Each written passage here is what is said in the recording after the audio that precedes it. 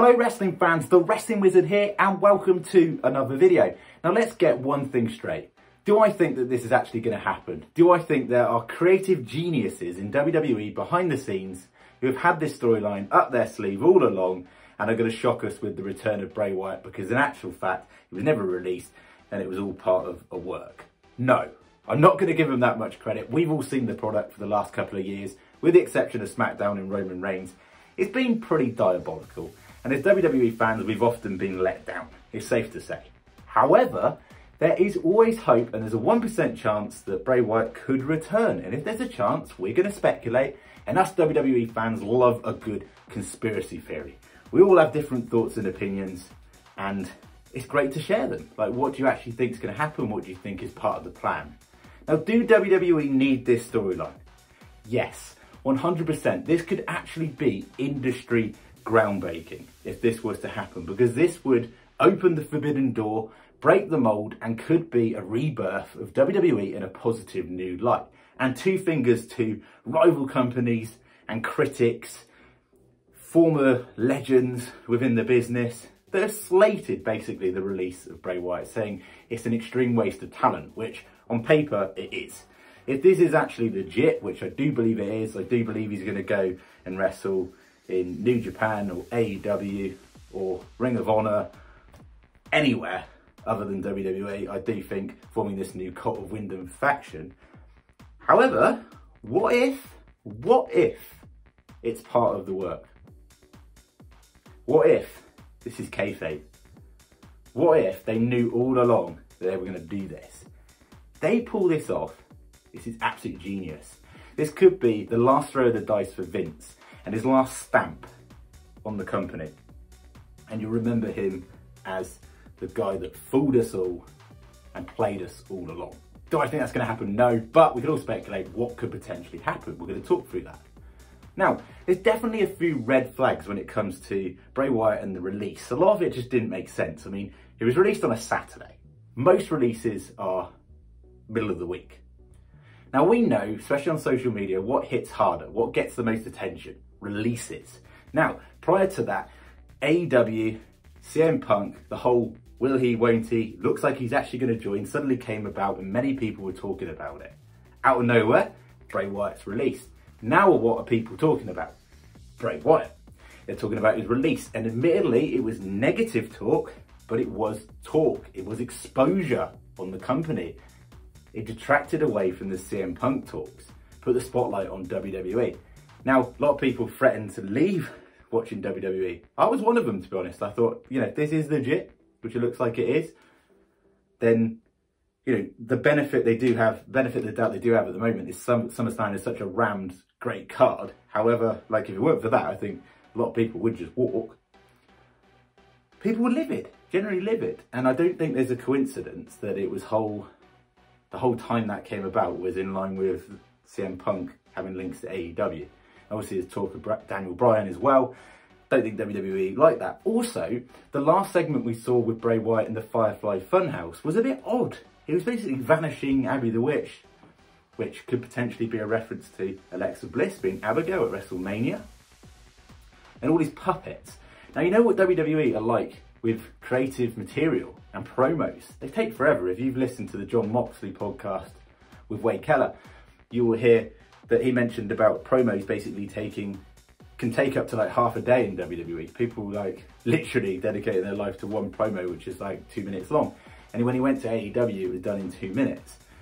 WWE are very brushed, very polished, very like to get it on brand. Now, they wouldn't have approved that promo with Bray Wyatt if it hadn't been part of the plan, I personally think.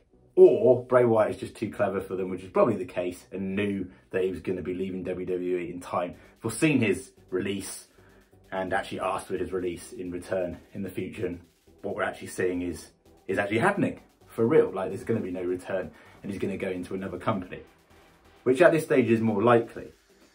I just think, like, it was a bit odd. And also Braun Strowman was released, who has that connection with Bray Wyatt. Bo Dallas was released, has that connection with Bray Wyatt.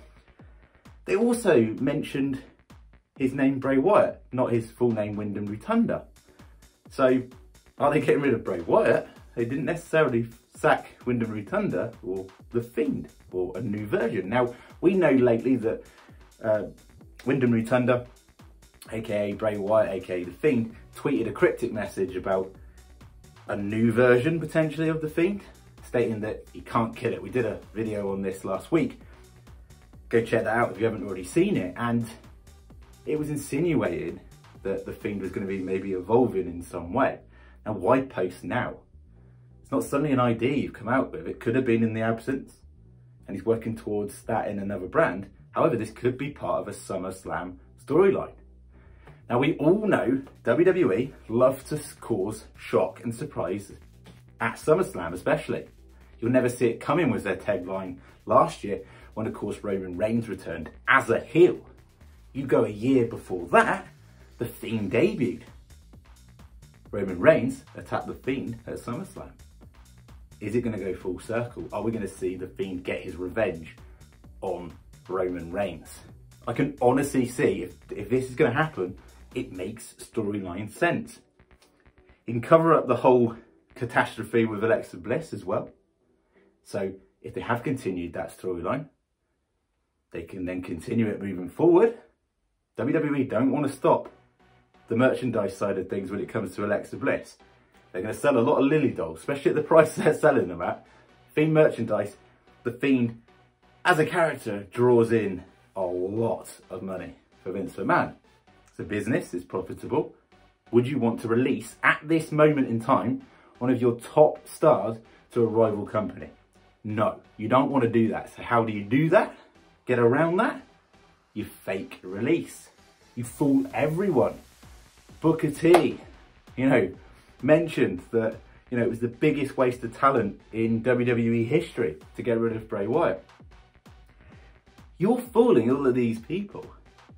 You're fooling rival companies. Speculation around them going. And suddenly you throw that curveball. What do? You make your company relevant again. You make it unique. You can go into an Attitude version 2. We know there's glimpses of the WWE can do it. We saw the whole missionary promo from Roman Reigns. Like, there's tasters of WWE potentially moving away from the PG era. Vince McMahon could literally come out with, this is the birth of a new era within WWE. You could have some of the released superstars come back and stand their ground in actual kayfabe. That would be amazing. Do I think they're going to do that? No, but they could do. So many reasons why WWE need to do this. Of course, Punk and Bryan is just among one of the reasons. The whole fact that everybody for the last period of time has been talking about WWE releases. Well, this is their only chance to pull off this one storyline once and get it right and start again and rebuild. Alongside that, you can rebuild the Fiend character and build him back up again and undo all the wrongs from the future. If it were to come back, it would definitely be a new version. It seemed like a kind of Japanese style evil version mask. So this could be an evolution of the Fiend. Alexa could have done that. Also, we love a shock return. Absolutely love a shock return. Now, I do think if the women's title match between Asuka, Nikki ASH, and of course Charlotte. I hate that name, Nikki ASH, by the way.